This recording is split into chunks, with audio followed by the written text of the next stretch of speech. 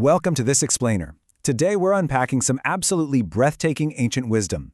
We're stepping into the conceptual backdrop of an infinite, golden Pure Land to decode a fascinating figure from ancient philosophical texts, the Mahasattva. This isn't just about abstract ideas, you know? It's a truly awe-inspiring framework for what happens when someone decides to dedicate their entire existence to the ultimate benefit of others.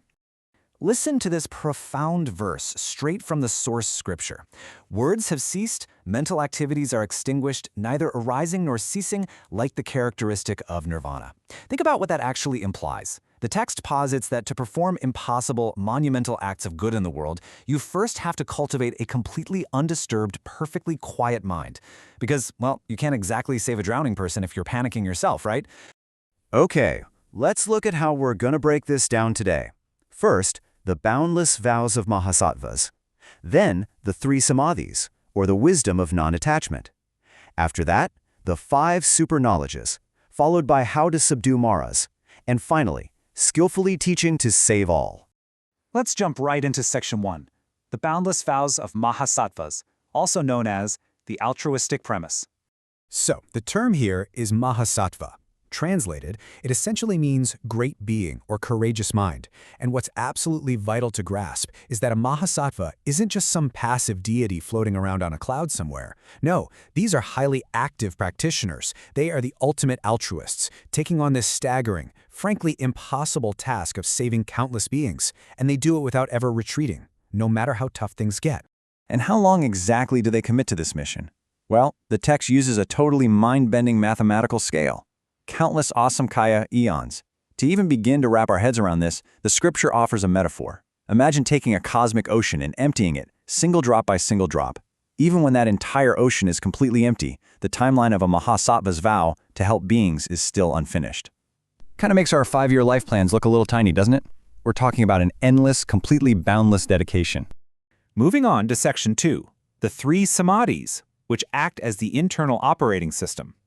Think about it. If you're out there helping people for millions of lifetimes, how do you not just completely burn out? Well, before mastering samadhi, they need a kind of shield which is called dharani. Dharani means to hold, so retaining all those good qualities so they don't scatter, and to block, preventing toxic thoughts or evil roots from ever taking hold. It acts as this foundational mental force field, protecting the practitioner from sinking into worldly drama, ego, and all those heavy emotional attachments. Right at the core of this philosophy are the 3 samadhis. First up is emptiness. This is the realization that there's no fixed, independent ego, which brings total freedom from selfishness. Second is signlessness, basically not grasping at outward forms or labels, granting freedom from prejudice. And third is wishlessness, which means acting without seeking any kind of karmic reward or rebirth, granting true freedom from expectation. Mastering these 3 creates a flawless state of detached empathy. It means they can care infinitely and actively benefit the world without being emotionally destroyed or attached to the outcomes. To put this into practical terms, just think about how the ordinary mind reacts. It swings wildly, right? Getting super inflated by praise and totally devastated by insults. But contrast that with the bodhisattva mind, which is stabilized by these 3 samadhis. They experience these exact same extreme interactions, but view them as mere echoes or dreams. They remain completely unshakable and at peace, whether they're being praised to the heavens or harshly attacked. Now for Section 3, the 5 super knowledges, which are the external tools. So we've got the internal mindset sorted, but now we shift to the external tools. The text outlines the 5 super knowledges. These are extraordinary abilities born from deep, prolonged meditation. But here's the absolutely crucial distinction you need to take away. In this framework, these powers are literally never used for showing off. Because the practitioner has already mastered those 3 samadhis, there's no ego left to stroke. These abilities are utilized purely as skillful, practical means to rescue sentient beings as efficiently as possible. Let's take a look at the complete toolkit.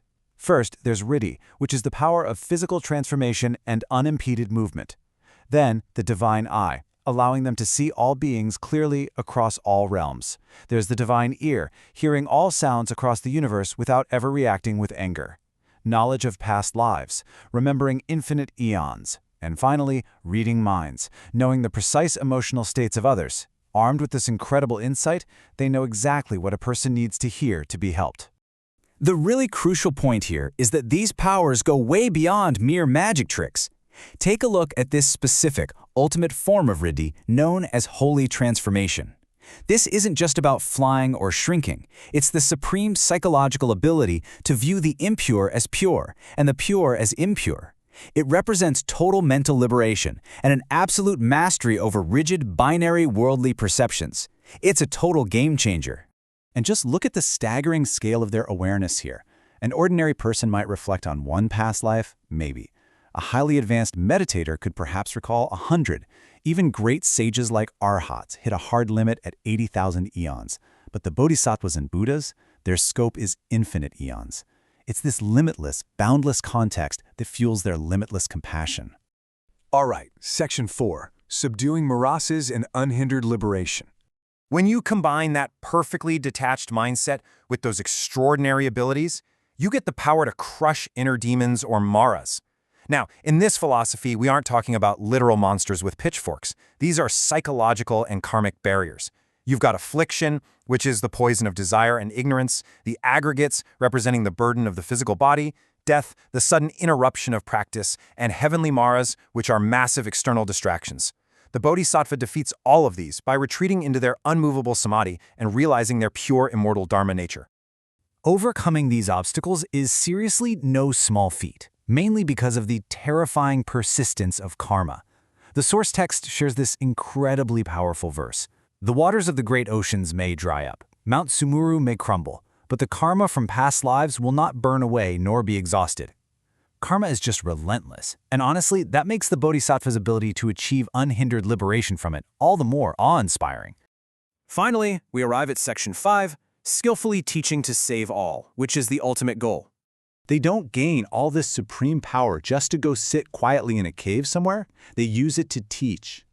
Their core curriculum is helping beings snap the chain of suffering, effectively breaking the 12 links of dependent origination. It goes like this. First, past ignorance clouds the mind. That leads to step 2, karma, the actions that bind us to future results, which inevitably leads to step 3, endless worldly suffering. Mahasatthas skillfully teach the precise mechanics to break this exact painful cycle. And they do all this teaching with flawlessly pure motives. Remember those 3 samadhis? Because they're completely grounded in them, their teaching is utterly free of ego. They've completely abandoned the traps of worldly fame and profit. They refuse laziness, acting with relentless energy. They speak with a soft, accommodating, yet fearless voice, delivering the Dharma out of pure, unadulterated compassion. This is what makes them the ultimate trustworthy guides. We've covered a massive, truly ancient philosophical toolkit in this explainer today, but I want to leave you with a final provocative thought to chew on. If you took just a fraction of this detached compassion, caring deeply while completely letting go of your ego's demand for a specific outcome, and applied it to your everyday interactions, how would your world change today? Thank you so much for exploring this with me, and keep questioning the nature of your own mind.